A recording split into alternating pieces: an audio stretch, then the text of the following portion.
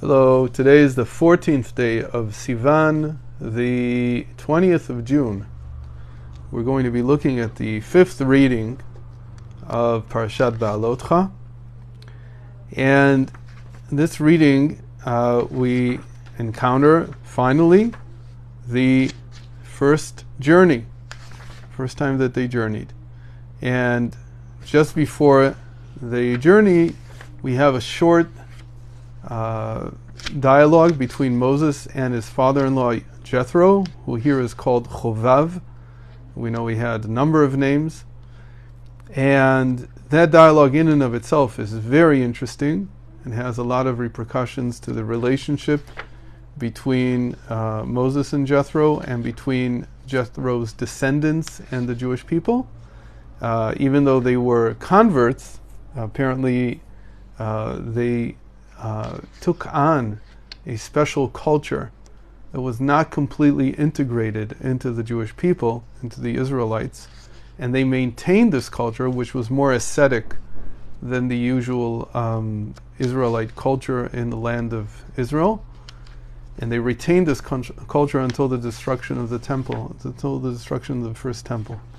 So, unfortunately, we're not going to be talking about that. We're going to be talking about something which seems much more banal, but I hope will give us an idea about how even the simplest things that the Torah says have a tremendous amount of meaning behind them. And what we find is that the first part of today's reading is a description of how they actually moved. And there are two different opinions in the sages, whether they moved like a box or like a line. We'll be looking at the verse from which it sounds that they moved in a procession, what looked like a parade, sort of a line, an extended line, with each camp, each tribe behind the one before it.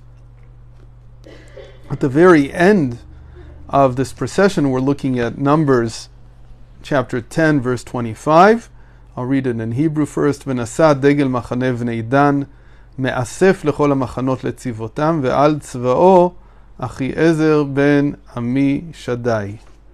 And in English, then the banner of the division or the tribe of Dan set out according to its troops as the collector for all. Here he translates as the collector, but it's really like the one coming up at the end, for all the other tribes.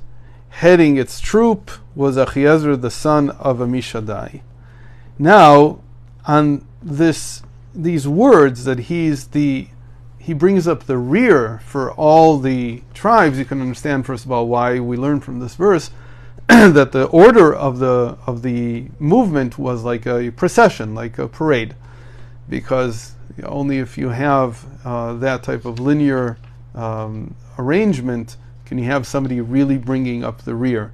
But what we're focusing on is that bringing up the rear here means, as the translation here tried to put it into the words themselves, the collector, meaning he returned whatever people had inadvertently dropped along the way. He would return he was basically the lost and found of the encampment. Now, this in and of itself is a very important piece of information, because here you have that there is a tribe that's dedicated to lost and found. But when we look at the commentaries on this verse, particularly Chizkiah ben Manoach, who was in the late 1200s in France, his commentary is known as Chizkuni, and he writes right away what the direct extrapolation should be, is that just as they would find objects that were lost, they also would find people that were lost. Obviously, people get lost too.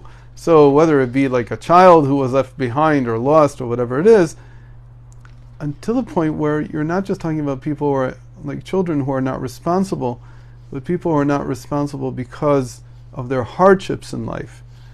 And many times we come across people that have been left behind.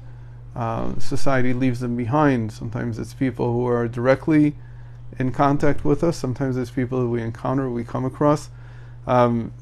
in Israel, it's not so common to see someone who's homeless. In fact, it's at least in Yerushalayim, in Jerusalem, I've never seen anyone who was homeless. Maybe that sounds far-fetched to an American ear, but in the United States, obviously, there's tremendous amounts of homelessness.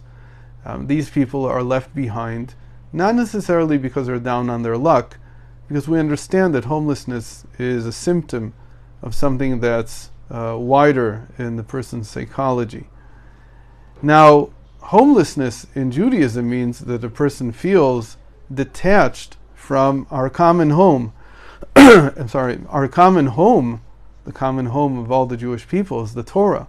The common home is the land of Israel. The common home is the Beis HaMikdash, the temple in Jerusalem. These are our homes. And people have dysphoria. People have a sense of not belonging. So the tribe of Dan would be instrumental in bringing these people back home, in returning them to their place, to their rightful place in society. The Chizkuni mentions, and we can take this a lot further, and that's going to be our main topic of discussion, that Dan was not the philosophical, intellectual tribe, meaning they didn't do this work of bringing people back to their place through their great intellect or through deep psychological conversation. Rather, Dan is considered to be the lowest, or one of the lowest of the tribes, meaning very simple people. And it's actually these people who are able to do this great service to others, especially to those who have lost their way because of over-intellectualizing, because of overthinking their situation in life, their difficulties, maybe their suffering, and they need a helping hand from someone who's simple. Now, most of us are very simple people. We're not heads of state, we're not heads of a municipality, we're not public figures. We certainly count as people that belong to the tribe of Dan. And as such, a lot of us miss the point of our lives, which is actually to connect with those who need our help in the simplest ways. You don't have to have a degree in psychology to be able to help. You don't have to have a nursing degree. You have to care. And that's what the tribe of Dan really had. Now, this is not just some kind of moral lesson. This is actually the backbone of how Torah sees society. And I want to give two examples that are very famous and well known. The first is Moses. Moses did not start out as a head of state. He was brought up in the palace, but obviously he was sort of parachuted in by Pharaoh's daughter who had found him. He wasn't someone who was up to becoming a political star. And eventually he has to flee, and he becomes a simple shepherd in Midian with his father-in-law that we just mentioned at the beginning. As a shepherd, his duty is very, very simple. It's not even to people, it's just to animals. And we know that the sages tell us this incredible story as the turning point in Moses' life when he rushes after a lamb that is lost and chases it for as long as it needs to be chased, and finds it and brings it back to its mother. And God saying, as it were, since you can take such good care of animals, and you care for animals even so much, you're the right person to shepherd my people. The other example is King David, who also starts out as a shepherd. And he also has these types of exploits. David has a profound sense of concern and care, not just for the animals under his tutelage, but the human beings around him. He learned this because he himself was ostracized. He himself was shunned from his own family. It's a long story, we won't get into it right now, but he grew up with the sense of the difficulties and the suffering that a person who doesn't have a place in society feels. And so David started out, and that's most of his career, and even before he becomes the king of Judah, he is the leader of the destitute, of those people who are dysphoric with society. I think that today almost everybody is dysphoric with society. But back then, most people had a spot, they had a place, and there were 300 men who gathered around him, who were the ones evicted from society, the ones who had no social capital, who were bitter in their relationship with the world around them. And David took them under his wing, and he nursed them back to becoming productive members, at least of his group in the beginning. And later on, when he becomes the king of Judah, he takes many of these people and he turns them into heads of his army, and people were very obviously loyal to him because of this. What we're saying is that the image of politics today and of leadership in general is of a person who can look at the big picture. But the truth is, you can't see the big picture if you can't see the details.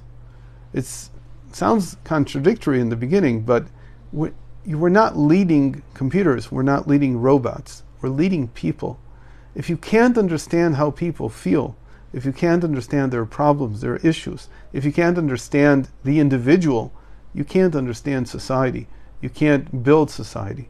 And so the two greatest leaders of the Jewish people, Moses and David, both started from this type of consciousness of the tribe of Dan, of caring for every single individual, for worrying about restoring people's social health, bringing them back to where they belong. And again, as mentioned, this is done with the simplest means. You don't have to have degrees for it. It just starts from caring about other people and worrying about their situation and sharing with them, being with them, not even necessarily moving them as much as being moved by them. So with that, let's end today, and I hope to see you tomorrow. All the best.